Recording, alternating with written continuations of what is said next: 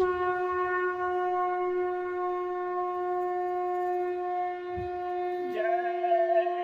गुरुदेव। जय गुरुदेव।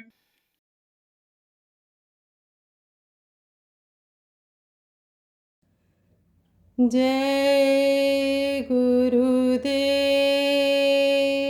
जय गुरुदेव। गुरुजी मोरे अब गुण चित ना धरो। गुरुजी मोरे अब गुण चित ना धरो।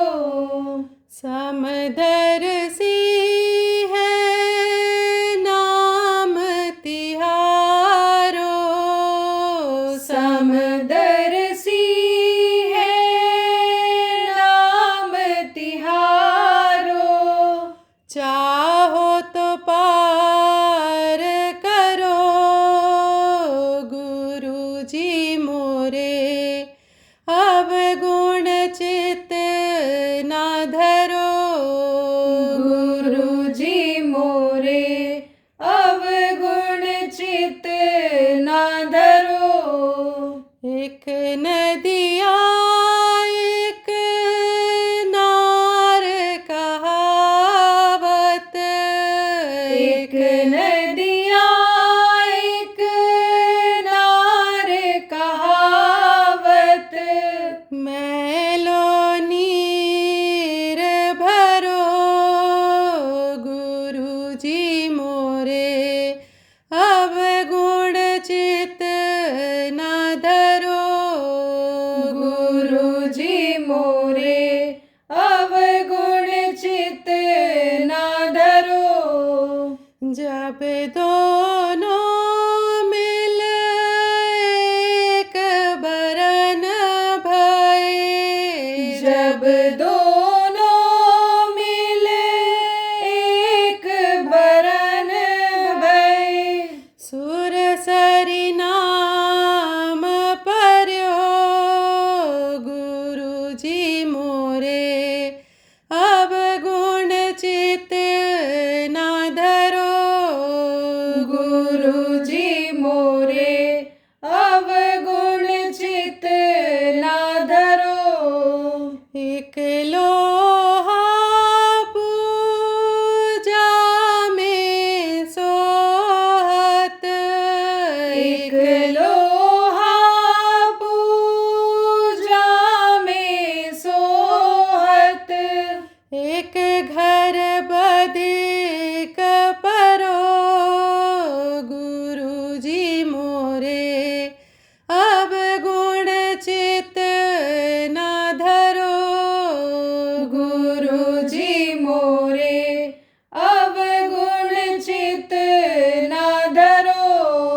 ऊंच नीच पारस नहीं जाने।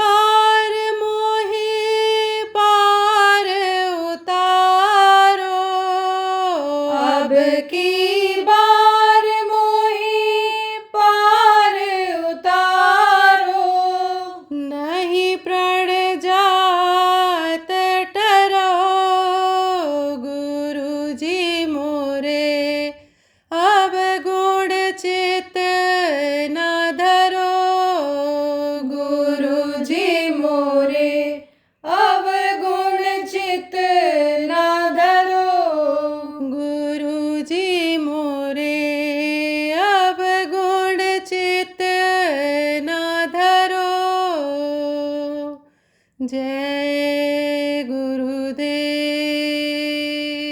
जय गुरुदेव।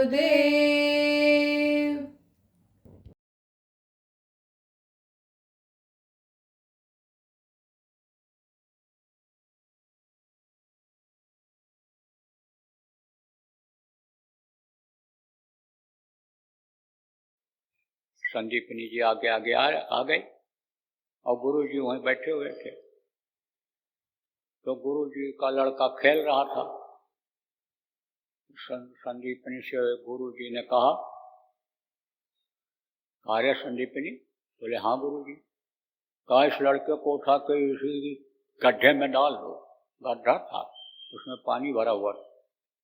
बस उन्होंने उठाया और डाल दिया उस लड़के को। मुंह से निकला नहीं कि डाल दिया। अब देखो गुरबख्शी किसको कहते हैं। अब आप समझो इस बात। उठा करके डाल दिया, मुंह से निकला नहीं कि डाल दिया लड़के को। अब लोग दौड़े जल्दी से, अरे गुरु जी के लड़के को डाल दिया इसने, पागल है मारो मारो मारो मारो। तो सबसे पहले लड़के को निकाला और पीछे वाले लड़के आए, इन पर टूट पड़े। ये कुछ नहीं बोले। गुरु जी दौड़ करके छुड़ाए। फिर क्या हुआ, कुछ दिन जब बीता, उधर से फिर आ रहे थे। ठंडी का महीना था, रमजान सेवा खत्म हो गई थी सुबह सुबह की। तो कहा, रे संदीपनी इस झोपड़ी में आग लगा दे। अब वो उसी में से लकड़ी निकाले और झोपड़ी में आग लगा दी। अरे फिर लड़के दौड़े, फिर ये पागल देखो कैसा काम कर दिया, मारो मारो इसको, भगाओ, अब यहाँ आने मत देना। फिर पढ़ने लगा, 2 4 6 फिर पड़ गया। तब तक गुरु महाराज जब तक बचावे तब तक तो उनकी हालत खराब कर दिया लोगों। कुछ नहीं बोले। अब लोग इनसे घृणा करने लगे। लेकिन गुरु का प्रेम अंदर से होता है, अंदर से होता है। बाहर से दिखावे का प्रेम नहीं करते हैं, अंदर से करते हैं। और हम आप जो चेला हैं वो क्या करते हैं, दिखावे का प्रेम करते हैं। दिखा दिखा करके, चाहे सेवा हो, चाहे सेवा देना हो, चाहे कोई सेवा करनी हो, चाहे कुछ भी हो, दिखा दिखा के करते हैं। और उसी को जब कई लोग देख लेते हैं तो वो जो सेवा का फल है वो बट जाता है और फिर रह जाते हैं ऐसे कैसे। तो गुरु क्या करते हैं, अंदर से प्रेम करते हैं। जिसको पकड़ते उसको छोड़ते नहीं हैं। भटक जाते हैं लोग, लेकिन गुरु फिर उनको खींच करके ले आते हैं प्रेम में, अपने प्रेम के डोर के बंधन में बांध करके फिर ले आते हैं। देखो इसी में कुछ लोग ऐसे आए होंगे जो बहुत दिन के बाद आए, लेकिन देखो गुरु का प्रेम ही तो खींच के लाया। कौन से गुरु? गुरु महाराज का। गुरु के नाम पर आए, जय गुरुदेव नाम पर आए, ऐसे समझ लो। तो और लोग तो घृणा करने लगे, लेकिन गुरु का प्रेम और बढ़ गया उनके प्रति। सब लोग पढ़ लिख करके चले गए, अपने अपने काम में लग गए। जिसकी जैसी पढ़ाई थी उसको वैसा काम धंधा नौकरी मिल गई। तो गुरु जी का जब अंतिम समय आया, लोगों को खबर लगी तो देखने के लिए लोग आने लगे। तो गुरु जी को लोग सर सामान दे जाते थे, जो भी उनको जरूरत पड़ती थी उसको दे जाते थे। तो रखे थे वो सब, तो उसको उठवाया उन्होंने और जो जो लोग आए थे उनको एक एक देने लगे। लाइन में सब आने लगे और ये सबसे पीछे खड़े थे, सबसे बाद में आए। तो संदीपनी को जब गुरु जी ने देखा तब कहा, संदीपनी तुमको देने के लिए मेरे पास कोई चीज नहीं है। ये कोई चीज नहीं है कि जो ये दुनिया की चीज है, लेकिन एक चीज मैं तुमको देता हूँ तुम्हारे सेवा से खुश होकर के, कि आने वाली जो अवतारिक शक्ति होगी, जो यानी भगवान का काम करेगी, लोग उनको भगवान कहेंगे, तो उनके गुरु हो गए। तो अब आप ये समझ लो बात को, तो उनके गुरु कौन थे और गुरु से क्या मिला उनको। यानी संदीपनी के गुरु से उनको क्या मिला? सेवा का फल मिला। और हम आप सेवा से कतराते हैं, तो सेवा से जब कतराएंगे तब कहाँ से कोई चीज पाएंगे। तो उन्होंने गुरु किया, मैं आपको बता रहा था। किसने गुरु किया? कृष्ण भगवान ने। वो उनके विद्या गुरु थे संदीपनी जी। आध्यात्मिक गुरु कौन थे? सुपथ थे। जब महाभारत शुरू होने को हुआ, कृष्ण पूरी तैयारी कर लिए, तब इनको भान हुआ, ज्ञान हुआ कि हर जीव पर गुरु की दया हो रही और गुरु रूप में प्रभु इस धरती पर बैठे हुए हैं, तो वो दया खींचेंगे नहीं अगर जीवों पर से, तो मरेंगे कैसे? क्योंकि सबसे यानी समझो सब जीव जितने भी हैं सब उसी के हैं, प्रभु के ही अंश हैं। जितने भी जीव हैं, सकल जीव मम उपजाया, सब पर मोर बराबर दया, सब पर वो दया करते हैं। अब ये जरूर है कि दया का अनुभव किसको होता है? जो दया के घाट पर बैठ जाता है उसको दया का अनुभव होता है। यहाँ जो लोग लगातार देखो सुबह शाम तीसरा दिन आज है, और सुबह शाम जो ध्यान भजन कराया गया उसमें जो बैठे जो शांति और सुख का अनुभव हुआ, यह घर पर नहीं होता रहा होगा, लेकिन यहाँ पर हुआ, यहाँ पर गुरु की दया मिली। मैं तो देख रहा हूँ जो जिसमें है उसी में सुखी है। कहीं जगह मिल गई, पड़ गया, उसकी भी नींद बढ़िया पूरी हो गई, सुबह उठा तरो ताजा है, बचा खुचा मिल गया, जला भुना मिल गया, देर से मिला, कभी भी मिला, उसी में खुश है, सब प्रसन्न है। तो ये क्या है? ये गुरु की दया का बरसात है। ये आज गुरु महाराज के दया की बरसात है। तो प्रेमियों, दया जारी थी, सब पर जारी थी सुपथ जी की। तब सुपथ के पास गए, चरणों में गिरे, बोले जब तक आप इन दोस्तों पर से दया नहीं खींचोगे इनका संगार नहीं हो सकता है। तो सुपथ से दया मांगा जब, और उन पर से दया हटी कि भाई दुष्ट अगर रहेंगे तो दुष्टता बढ़ती चली जाएगी, फिर सज्जनों की रक्षा कैसे हो पाएगी? सज्जन कैसे अपनी सज्जनता को प्रकट करके और मतलब अपना काम कर पाएंगे?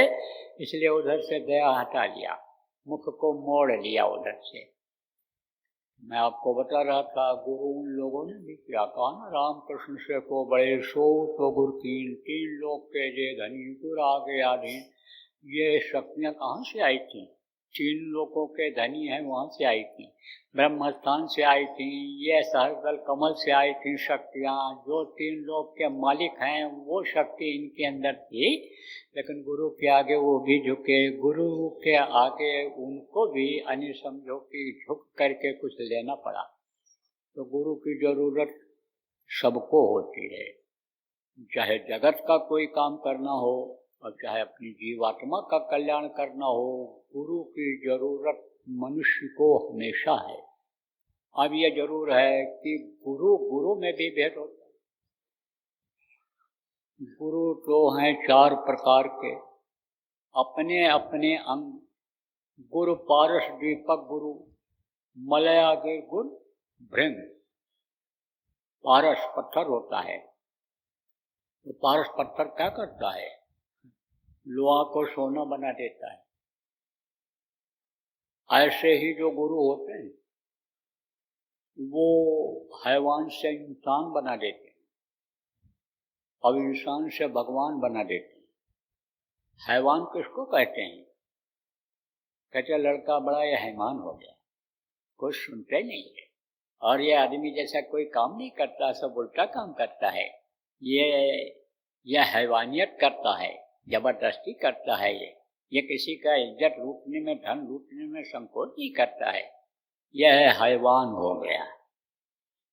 अब हैवान को समझा करके, संस्कार डाल करके, उसकी बुराइयों को छुड़ा करके और उसको इंसान बना देते हैं। कुछ ऐसे भी आते हैं, कहते हैं ये हमारी कमी दूर होगी ही नहीं, चोरी तो हमारा धंधा है, हमारा खानदानी काम है। अब एक महात्मा के पास गए, दया हो गई तो कहा अच्छा ठीक है तुम चोरी करो, लेकिन रोज कितनी चोरी करते हो ये लिखते जाओ, और 1 महीने के बाद बताना कि इतनी चोरियां मैंने की हैं। अब वो लिखने लगा अपनी चोरी, तो लिखते लिखते जब एक दो बार गया गुरु के पास तो शर्मा गया कि कितनी चोरियां हम इनको दिखाएंगे। अब बोला गुरु जी अब चोरी नहीं करेंगे, अब हमको तो शर्म आ रहा है अपनी चोरी पर ही, कितनी चोरियां में। एक आदमी कहा हमारे अंदर सारी बुराइयां हैं, मैं शराब भी पीता हूँ और वैश्या के कोठे पर भी जाता हूँ और मैं चोरी भी करता हूँ। महाराज प्रेम तो आपसे हो गया, आपकी बातों से मुझे बड़ा प्रभाव हुआ, असर हुआ, दिल में प्रेम की जगह आपके प्रति तो बन गई। मैंने आपको गुरु तो अपना मान लिया, लेकिन महाराज जो आप ये कह रहे हो बुराइयां छोड़ दो, हम बुराई नहीं छोड़ सकते हैं, ये चीज हमसे नहीं छूटेगी। तब कहा अच्छा तो तू एक कहना मेरा मानेगा? बोला मानूंगा गुरु जी। क्या कहना माने? क्या गुरु जी बताओ, मानूंगा। तो कहा तू मेरे सामने तो नहीं शराब पिएगा? सोचा कहाँ तक गुरु जी पीछे लगे रहेंगे। कहा हाँ आपके सामने नहीं पीएंगे। मेरे सामने तो तू कोठे पर नहीं जाएगा? नहीं जाएंगे गुरु जी। मेरे सामने तो तू चोरी नहीं करेगा? गुरु जी आपके सामने नहीं करेंगे। तो कहा अच्छा जा। अब शाम का वक्त हो रहा था, अब उसको दुकान शराब की याद आ गई। कहा चलो पहले शराब पीते हैं और फिर उसके बाद चलते हैं। कहते हैं कि शराब में 1000 बुराई। जो शराब पीता है, झूठ बोलता है, बेईमानी करता है, चोरी करता है, व्यभिचार करता है, कत्ल करता है, वादा खिलाफी करता है, धन संपत्ति को बर्बाद कर देता है, उसका अपना कोई नहीं रहता है, स्वार्थी हो जाता है। 1000 बुराई शराब। शराब, शबाब और कबाब ये क्या है? ये समझो कि जैसे जुड़वा बच्चे पैदा हो जाते हैं, एक एक के 3 हो जाते हैं। पैदा हुए जयपुर में, बहुत दिनों से नहीं बच्चे पैदा हो रहे थे, और ऐसी दया हुई गुरु की छप्पर फाड़ करके दे दिए, 3 बच्चे हो गए जुड़वा। तो अब आप ये समझो कि ये जुड़वा भाई की तरह से हैं, तीनों एक दूसरे से लिंक है। तो कहा चलो शराब की दुकान पर चलते हैं। गया तो देखा पीछे की तरफ से गुरु जी बैठे हुए हैं। बोला नहीं नहीं वो नहीं होंगे। तो साइड में गया, बगल में, वहां से देखा। हाँ हाँ तो वही। बताओ यहाँ भी पहुंच गए, इतना जल्दी पहुंच गए, इतने ज्यादा नशेड़ी। का वादा किया है तो निभाना पड़ेगा, इनके सामने नहीं पिएंगे। गया वहां कोठे पर, जब ऊपर की सीढ़ी पर पहुंचा, आखिरी सीढ़ी पर, तब देखा गुरु जी तखत पर बैठे हुए। और बोला हाथी के दांत अलग, दिखावे के अलग और खावे के अलग। ये तो वहाँ कैसा उपदेश करते हैं उस तखत पर बैठकर, और इस तखत पर देखो यहाँ आकर के ये रंगरेलियां मनाते हैं। लेकिन वादा किया है नहीं जाएंगे, अब इनके सामने नहीं जाएंगे। उतर आया। अब बोला कि चलो नहीं कुछ है तो कुछ चुरा करके ही चलें, वही एक काम कर लें। तो देखा कहीं कुछ नहीं, सब लोग होशियार थे। चप्पल भी अंदर दरवाजा बंद करने से पहले अंदर रख लिए थे, नहीं तो चोर लोग नहीं होता है तो फटी पुरानी चप्पल ही उठा के ले जाते हैं। जब संकल्प करके निकलते हैं हमको चोरी करना ही करना है, तो कहा चलो कुछ नहीं तो गेहूं ही काट ले चलें थोड़ा सा। अब गेहूं का खेत लगा हुआ था, कहा चलो कुछ उखाड़ ले चलें, काट ले चलें। जब गया देखा तो गुरु जी बैठे गेहूं काट रहे हैं। बोला अब तो हम हिसाब करेंगे चल के इनसे कि तुम लोगों को क्यों भरमाते हो, क्यों इस तरह उपदेश करते हो, खुद करते हो उस काम को, जिसके लिए मना करते हो खुद करते हो। गया आश्रम पर तो देखा गुरु जी लेटे हुए हैं, पहरेदार बैठा है। पहरेदार से पूछा कि गुरु जी कब आए? तब उसने देखा नीचे से ऊपर तक, तो कहा कब आए? कहाँ गुरु जी कब आए हैं, कब लेटे हैं यहाँ? कहा गुरु जी गए कहाँ? अरे गए कहाँ गुरुजी, कब आए, कैसे बात तुम करते हो, दारू पी कर आए हो क्या? अरे मैंने देखा। बोला चुप रहो। अरे मैंने देखा, एक जगह देखा, कई जगह देखा, तुम कैसी बात करते हो? बोला बैठे रहो, नहीं डंडा देख रहे हैं, चलो उधर बैठ जाओ चुपचाप। अगर गुरु जी का दर्शन करना है, मिलना है, रात को क्यों चले आए? बोला अरे दर्शन के लिए आए, जब डंडा देखा तब। तो अच्छा तो बैठे रहो। जब सवेरा हुआ तो गुरु जी उठे, गया पैर छुआ, कहा बच्चा सुबह सुबह कैसे आ गए? हाँ महाराज, मैं क्या बताऊं कैसे आ गया, लेकिन सबसे पहले तो आप हमको ये बता दीजिए कि ये जो पहरेदार है ये सच बोल रहा है कि मैं सच बोल रहा हूं? तब गुरु जी ने कहा तू भी सच बोल रहा है और पहरेदार भी सच बोल रहा है। पहरेदार ये कह रहा है कि गुरु जी कहीं गए नहीं, तो मैं तो आज पेशाब करने भी नहीं उठा रात को, मैं तो आज करवट भी नहीं बदला, मैं तो लेटा ही रहा। और तू यही कहेगा ना कि मैंने आपको कई जगहों पर देखा? हाँ गुरु जी यही कहूँगा, यही पूछूंगा। तो कहा कई जगहों पर मैं इसीलिए दिखाई पड़ा कि तुझको विश्वास हो जाए। मेरी बातों पर अभी विश्वास नहीं हो रहा है। तेरी बुराइयों को छुड़ाने के लिए मैं रात भर जगता रहा, घूमता रहा, और जहाँ नहीं जाना चाहिए वहाँ भी जाता रहा। तब चरणों पर गिर पड़ा, कहा आप अंतर्यामी हो, आप समर्थ हो। आप जैसे संतों के लिए ही, गुरुओं के लिए कहा गया, संतों की महिमा अनंत अनंत किया उपकार। आपने जो ये उपकार किया, मुझे जो अनिकीचड़ से निकाला, गंदगी से निकाला, नरकों से निकालना, जहाँ मेरी अकाल मृत्यु थी, मुझे प्रेत योनि में जाना था, ये उपकार आपने किया। इस उपकार का बदला नहीं दिया जा सकता है।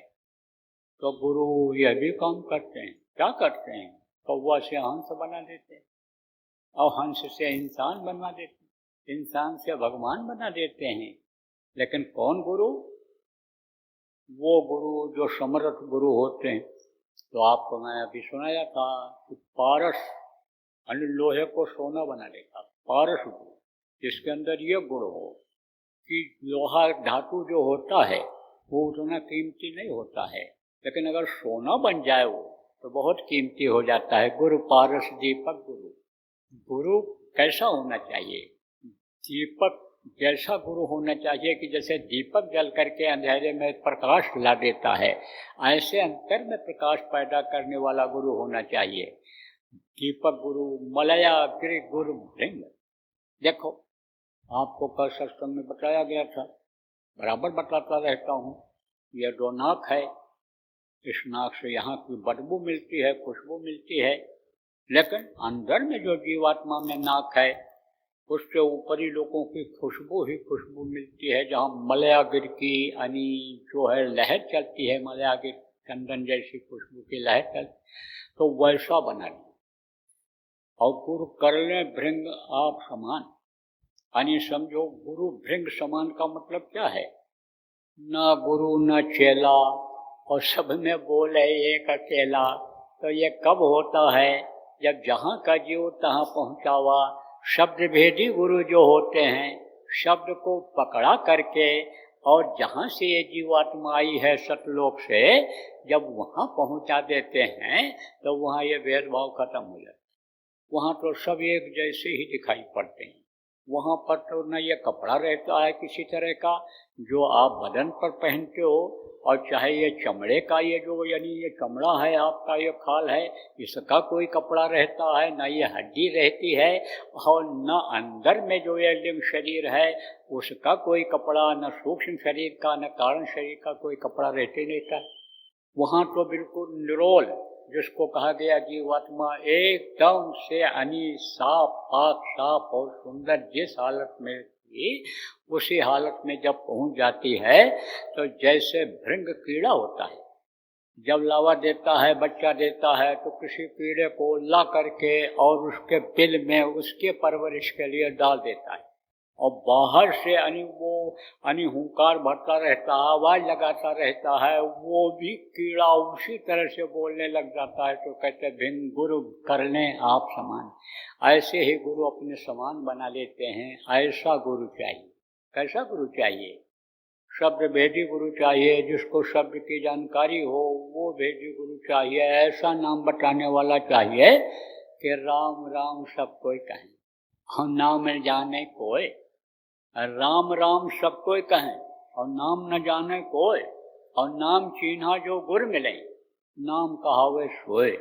जिनको नाम की पहचान है, गुरु का गुरु ऐसे गुरु जिसका उस प्रभु का ध्वन्यात्मक नाम की पहचान है, ऐसे गुरु करना चाहिए, ऐसा गुरु बनाना चाहिए। ऐसे गुरु से काम बनता है। तो आपको ये बात समझ में आ गई होगी कि शब्द वेदी गुरु चाहिए, जो शब्द का ज्ञान रखते हों, शब्द की जानकारी रखते हों, शब्द का बोध करा दें, अंतर में शब्द को प्रकट करा दें, वो गुरु होना चाहिए। ऐसा गुरु होना चाहिए कि वो नाम बता दें कि जिसके लिए नाम ले तो बहुत सिंधु सुखाही, नाम लेते ही ये भव सागर जिसमें आप पड़े हुए हो, जिसमें डूब रहे हो, उतरा रहे हो, जन्म ले रहे हो, मर रहे हो, जिसमें आप दुख झेल रहे हो, सुख का अनुभव कर रहे हो, बीमारी तकलीफ झेल रहे हो, इस भव सागर से पार करा दें, यहाँ न फिर आना पड़े। कोई नदी पार हो जाता है तो आप ये समझो पार हो गया। मान लो ऐसी कोई नदी है जिस नदी को पार करना ही पड़ता है, जिसमें बड़ी दिक्कतें हैं, जिसमें जल के बड़े खूंखार जानवर हैं, तो उसको पार करने के बाद एक बार पार करता है तो कोई फिर आता है उसमें फंसने के लिए। ऐसे बीहड़ जंगल में से जिसमें जंगली हिंसक जानवर रहते ही रहते हैं, किसी तरह से वो पार कर जाए तो दोबारा आता है? नहीं आता है। उधर रास्ते ही नहीं आता है, चलते ही नहीं। अब न धरब पग यही मगहोर, इधर जाएंगे नहीं। तो इधर दुख के संसार में कौन दुख झेलने के लिए आएगा? जब सुख के सागर में पहुंच जाएगा तो ऐसा गुरु खोजना चाहिए, ऐसे गुरु को करना चाहिए। कहा जब तक गुरु मिले न साचा, तब तक गुरु करो 10 पाचा। 10 5 गुरु कर लो, कोई दिक्कत नहीं है, लेकिन गुरु बनाना जरूरी है, क्योंकि गुरु बिन भाव ने करे न कोई। और जो विरंच शंकर सम हुई, चाहे ब्रह्मा या शिव के समान कोई होगा, बगैर गुरु के पार नहीं हो सकता है। तो गुरु तो बनाने पड़ता है।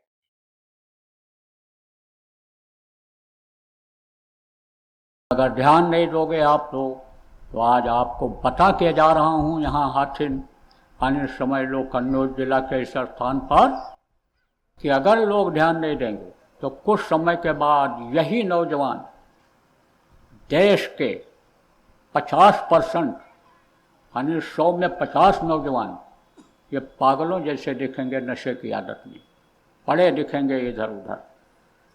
दुर्घटनाएं बढ़ती चली जाएंगी, अकाल मृत्यु में चले जाएंगे, प्रेत योनियों में चले जाएंगे। पेट बड़ा होता, मुंह पतला होता है, कभी पेट ही नहीं भरता है, परेशान रहते हैं, दूसरों को भी परेशान करते रहते हैं। तो जब यही बच्चे आएंगे, आपको ही लग जाएंगे प्रेत योनि में जो चले जाएंगे, तो चैन की रोटी खा पाओगे कि कुछ कर पाओगे? इसलिए ध्यान देने की जरूरत है। जय गुरुदेव। सरकारी व गैर सरकारी अनुदान के लिए बिना सत्संगियों के सहयोग द्वारा जनहित के कार्यों में लगी हुई बाबा जय गुरुदेव धर्म विकास संस्था का मुख्यालय पिंगलेश्वर रेलवे स्टेशन के सामने मक्सी रोड, उज्जैन, मध्य प्रदेश में है। यहाँ पर सत्संग व नामदान का कार्यक्रम होता रहता है। अतः आप श्रोताओं से अनुरोध है कि बाबा उमाकांत जी महाराज के आश्रम उज्जैन एक बार परिवार सहित जरूर पधारिएगा। आपके सुझाव के लिए व्हाट्सएप नंबर 9575600700। जय गुरुदेव, जय गुरुदेव।